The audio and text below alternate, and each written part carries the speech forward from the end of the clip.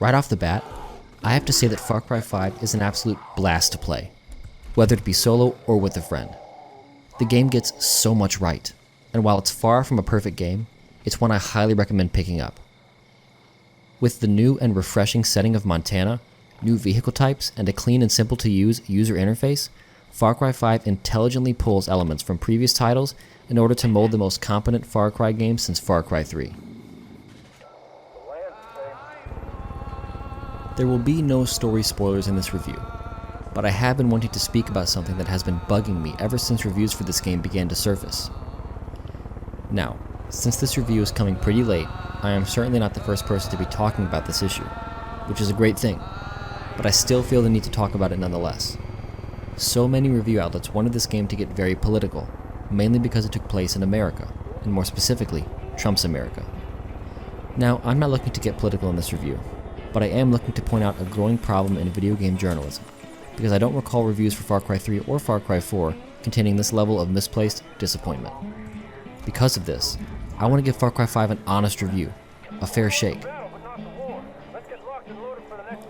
So the story of Far Cry 5 revolves around a doomsday cult known as the Project at Eden's Gate, located in the fictional Hope County, Montana, founded by the father, Joseph Seed. When asked about the creation of Far Cry 5's setting and main antagonist, the creative director for Far Cry 5, Dan Hay, said in an interview with Screen Rant, quote, "It started with the father, Joseph Seed.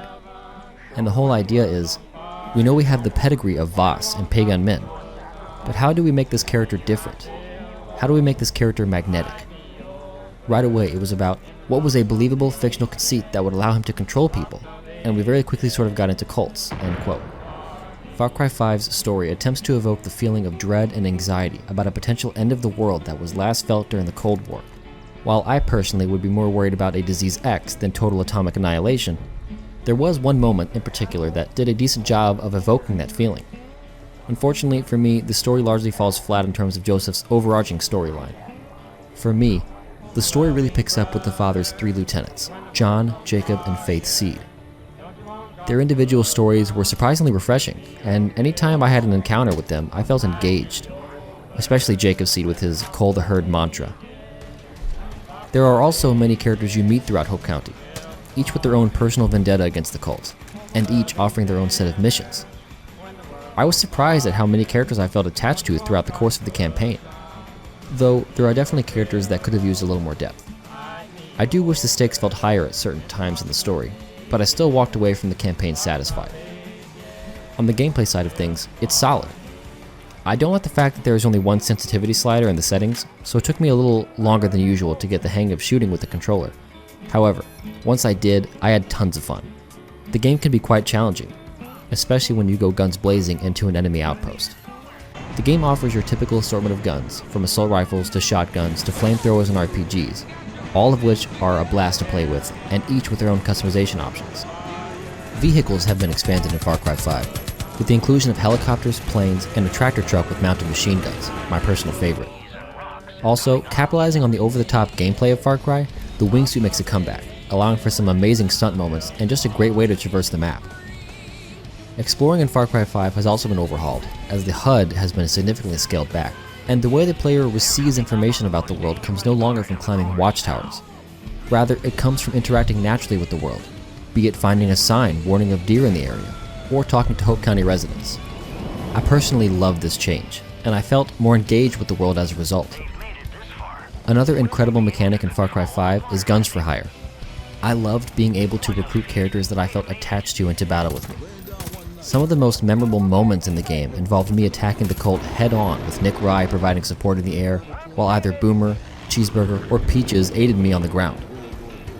Bringing this mechanic over from Far Cry Primal was an incredibly smart move, and really helped to enhance the experience for me. The way you level up has also been overhauled, with skill points being awarded not by leveling up, but by completing specific missions, doing various challenges, finding skill magazines and prepper stashes, and playing in the online portion of Far Cry 5, Far Cry Arcade. You can spend these skill points on various upgrades to your ammo pouches and even your companions. Far Cry 5 also introduces a side activity that one might think would be kinda boring, but as it turns out is incredibly fun: fishing.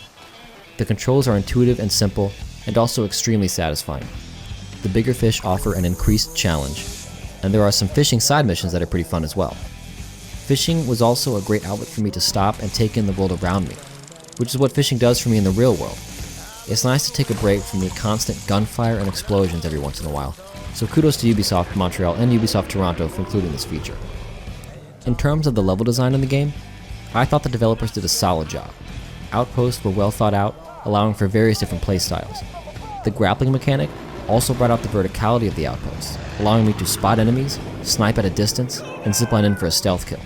The Lieutenant's set-piece levels also had a nice flow to them, and also included some pretty epic moments. With the world design, the map is divided up into 3 separate territories, one for each of the Follies lieutenants. The way you deal with the lieutenants throughout each territory is similar to Ghost Recon Wildlands, where you complete various missions and destroy cult property to fill up your wanted meter in each respective region. Once each meter is filled up, you must then go head-to-head with the lieutenant. I really like this mechanic, as I think it really helps with the pacing of the story. Far Cry 5 also finally features full co-op. Not only can you play the side missions with a co-op partner, but you can play through the entire story from beginning to end. I'm glad to finally see co-op fully fleshed out in a Far Cry game. Unfortunately, there is one drawback. Because of the technicalities of hosting a server, if you aren't the host of the co-op session, your story progress isn't saved, meaning you'll either have to get a co-op buddy to join your respective campaign, or complete it solo. Either way, it means you'll have to play through the story twice, which is a real bummer. It's also great to see a mode like Far Cry Arcade. I absolutely love level editors, and I wish more games had them. Far Cry Arcade goes above and beyond and includes assets from various other Far Cry games, Assassin's Creed titles, and even Watch Dogs. This is definitely a great way to support a game post-launch. So in the end, I had a blast playing through Far Cry 5. Sure, it didn't have the same effect on me the same way Bloodborne or Horizon Zero Dawn did, but it's still a solid first-person shooter with an interesting story and a stunning open world. I hope to see more games of this caliber coming from Ubisoft in the future, and definitely recommend picking this one up. So, there was my 2 cents on what I thought of Far Cry 5, but I'm curious, what do you guys think? Have you played it? And if so, what did you think? Thanks so much for taking the time to watch this video. It really means a lot to me. Just as a quick aside, I have started to stream on Twitch, and I will link my channel in the description. It mostly consists of me goofing around with some friends in multiplayer, and me generally being terrible at video games. I also stream playthroughs of the games I review. Well, that'll do it for this video. I hope you enjoyed it, and I will see you in the next one.